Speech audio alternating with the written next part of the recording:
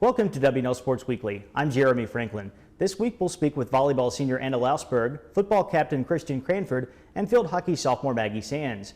But first, a quick look back at the weekend in Washington and Lee athletics.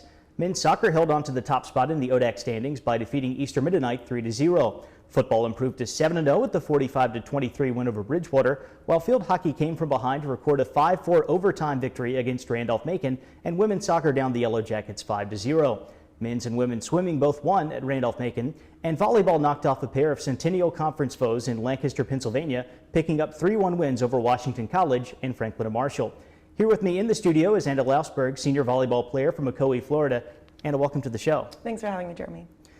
Those wins over the weekend increased the Generals' streak to 6 consecutive victories, entering the Wednesday showdown with Randolph-Macon. What's been working well for WNL over the last couple of weeks?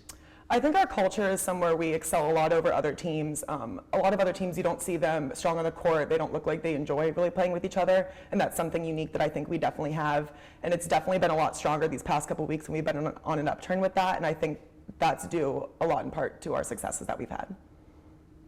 After playing alongside MA Bulls for a couple of seasons, you've excelled as the top option at outside hitter as an upperclassman. How have you adjusted to that different role over the last 2 years? I think the leadership of Allison Rouse, Megan Molesky, and Mash have all prepared all of the seniors to step into a leadership role that naturally comes with being a senior on the volleyball team. And just learning from them and seeing how they led, I think definitely prepared me to take on this role. WNL travels to Atlanta for the Emory Invitational this weekend. Your schedule includes a match against the #1 team in the country, Juniata. How will that tournament help you prepare for the postseason? We're really excited for this tournament. It's one of my favorites that we go to. Definitely playing these top-ranked teams prepares us for what we'll see later on down the road. Our entire schedule this season has consisted of a lot of top-ranked teams. I think that's definitely prepared us for what we're going to see later in NCAAs. The Generals have won 3 ODAC titles during your time here already. What are the keys to claiming a 4th next week? I think we just need to keep rolling with this cultural wave and execution wave that we've been riding.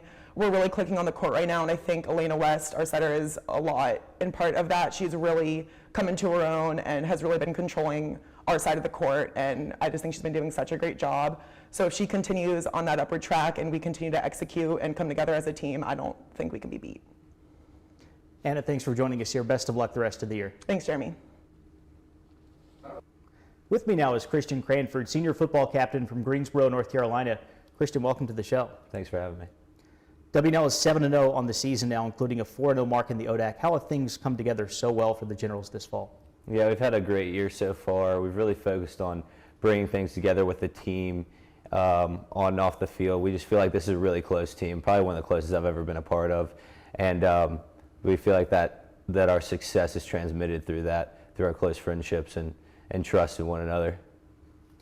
The Generals are now ranked in both National Division III polls for the first time ever. What does that recognition mean to the team, or is it something that you pay a lot of attention to? Yeah, I mean, it's definitely something that you have to pay attention to some degree. You can't be completely oblivious to it. But one of the things that we've tried to focus on is don't listen to the noise.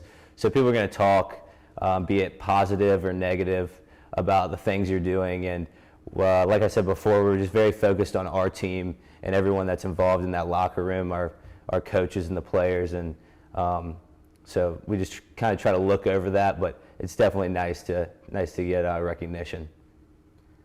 The defense has made several key stops throughout the course of the year, from the goal line stand at Hampton-Sydney to pulling in 3 interceptions against Randolph-Macon. What's enabled the Generals to come up with so many clutch plays like that?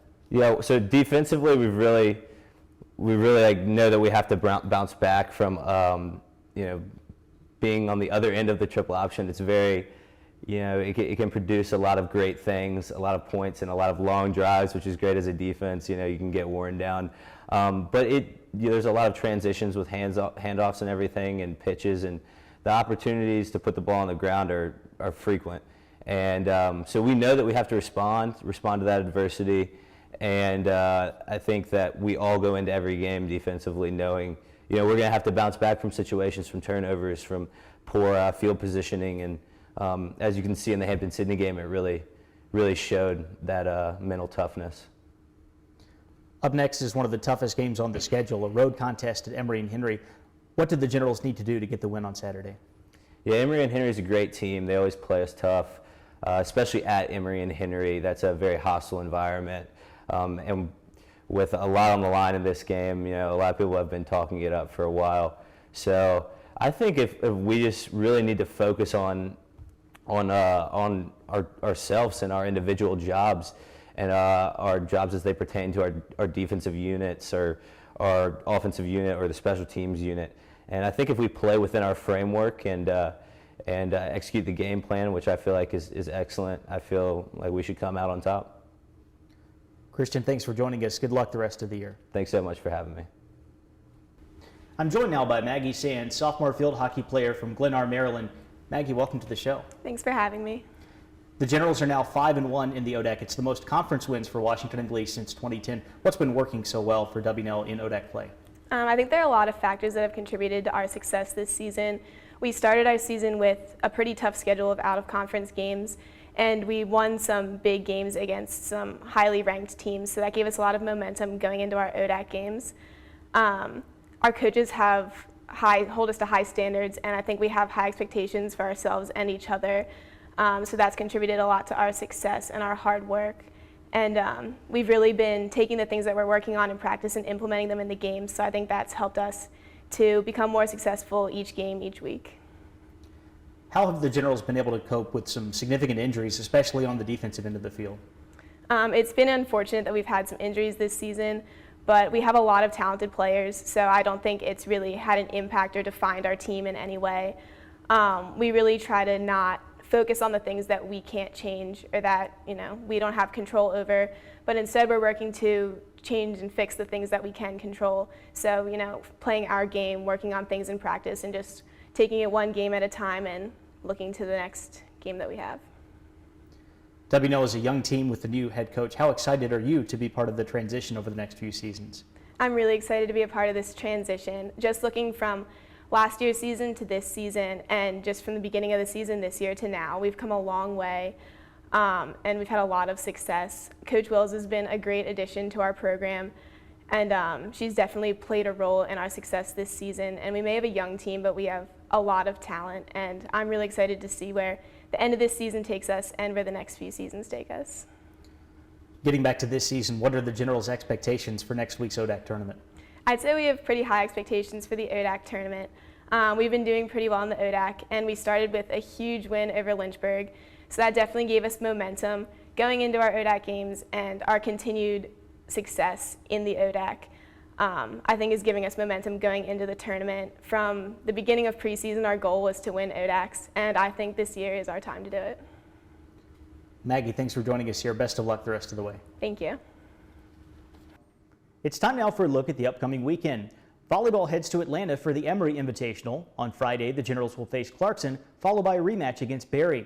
The first ODAC titles of the year are up for grabs on Saturday with the Conference Cross Country Championship taking place at Bridgewater. The women's race starts at 11 and the men's meet gets underway at noon. Also Saturday, football looks to continue its unbeaten run at Emory and Henry. Field hockey wraps up the regular season at home against Bridgewater, and men's soccer will take on Roanoke. Volleyball concludes the Emory Invitational against top-ranked Juniata, and riding will compete at Bridgewater. For WNL Sports Weekly, I'm Jeremy Franklin. Thanks for watching.